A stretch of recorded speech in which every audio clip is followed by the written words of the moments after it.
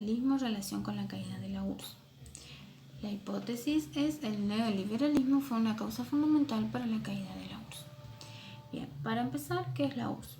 La URSS fue una unidad de 15 repúblicas socialistas gobernadas por el Partido Comunista. La Unión Soviética estuvo mucho tiempo en conflicto con Estados Unidos a través de la llamada Guerra Fría, que fue básicamente un conflicto de desarrollo armamentista entre estas dos potencias. ¿Qué es el neoliberalismo? Es una forma de pensamiento que establece la no participación del Estado en la economía. Dentro de los principios del neoliberalismo, haciendo mención de algunos de ellos, podemos decir que establece la propiedad privada sin límite alguno, la libertad para la actividad económica, el predominio del mercado. El mercado es el que regula la actividad económica para el neoliberalismo a través de la ley de la oferta y la demanda. El individualismo, es decir, que se priorizan los intereses individuales por sobre los colectivos. La no regulación de los mercados, es decir, la eliminación de cualquier tipo de traba o control oficial, es decir, el libre mercado. Y bueno, y por supuesto que el Estado no debe participar en el proceso económico. Bien, ¿cómo influye el neoliberalismo en la caída de la URSS? La caída de la Unión Soviética fue un proceso complejo, por ende no podemos establecer una única causa y una causa fundamental, sino que estamos hablando de una serie de hechos, de acontecimientos que llevaron al desmembramiento de la Unión Soviética. Algunas de las causas que podemos mencionar son, por ejemplo, el debilitamiento del sistema comunista en los países aliados de la URSS, el incremento de conflictos étnicos y de movimientos nacionalistas en varias regiones de la Unión Soviética, el exceso de gasto en la carrera armamentística con Estados Unidos, el estancamiento de la producción siderúrgica y petrolera, atraso en las telecomunicaciones e informática, y el neoliberalismo.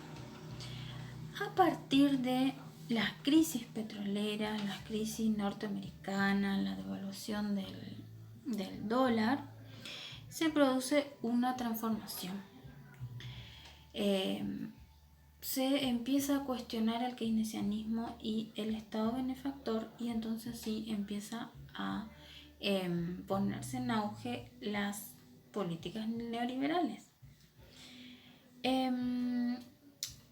Se establece el libre mercado, la privatización de empresas públicas, la reducción de impuestos para las grandes empresas, la reducción del gasto público, entre otras cuestiones.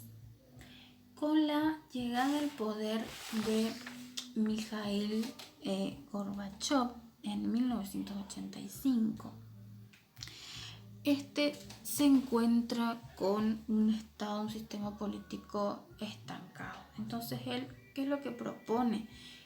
Él propone una política reformista a través de dos reformas principales, la llamada perestroika y la glasnost. ¿Qué es esto? La perestroika, que significa reestructuración, es básicamente una reforma económica y política para descentralizar el control de la economía por parte del Estado, incorporar elementos de la economía de mercado. Y la glasnost es más del tipo social. El glasnost significa apertura o transparencia. Lo que busca es una mayor libertad de expresión y la introducción de principios democráticos de gobierno. Estas políticas, estas reformas, a mi entender, tienen rasgos neoliberales. que sean propios del neoliberalismo, pero tienen rasgos liberales. Estamos hablando de libertad, estamos hablando de incorporar elementos de la economía de mercado. Así que formarían parte de lo que es la política neoliberal. Estas reformas no lograron concretarse y junto con otros factores comenzaron a disminuir o hacer disminuir el poder de la Unión Soviética. Es decir, esta perestroika fracasa y esto genera subida de precios, escasez de productos, lo que produce una disconformidad en la población, lo que lleva más adelante a levantamientos, protestas, y que culminan con el golpe de Estado de 1991. Este golpe de Estado pone bajo prisión domiciliaria a Gorbachov y declara el estado de emergencia. El pueblo no se dejó intimidar por este golpe, es decir, el golpe fracasa, pero provoca ya la desintegración de la URSS. Entonces, podemos decir que el ingreso del neoliberalismo, que incorpora, por supuesto, elementos liberales a la política, fue uno de los causantes de la caída de la URSS. La perestroika, la glasnost, fueron intentos de cambio, pero que no llegaron a cumplirse, pero que ya dejaron una impronta, digamos, y provocaron estos cambios y estos conflictos que después generan el golpe de Estado.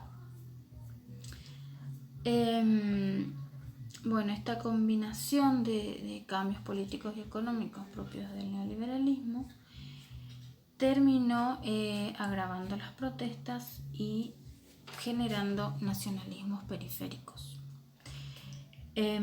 Todo esto genera la ruptura del régimen. Se suprime el Partido Comunista, se firma la conformación de estados independientes y se disuelve la Unión Soviética. Entonces podemos decir que si bien, como dije anteriormente, la caída de la Unión Soviética fue un proceso complejo, que no se debe a una sola causa, sí podemos decir que el neoliberalismo influyó con estas políticas liberales, influyó en esta generación de conflictos y cambios que llevaron a la caída de la Unión Soviética. Nada más.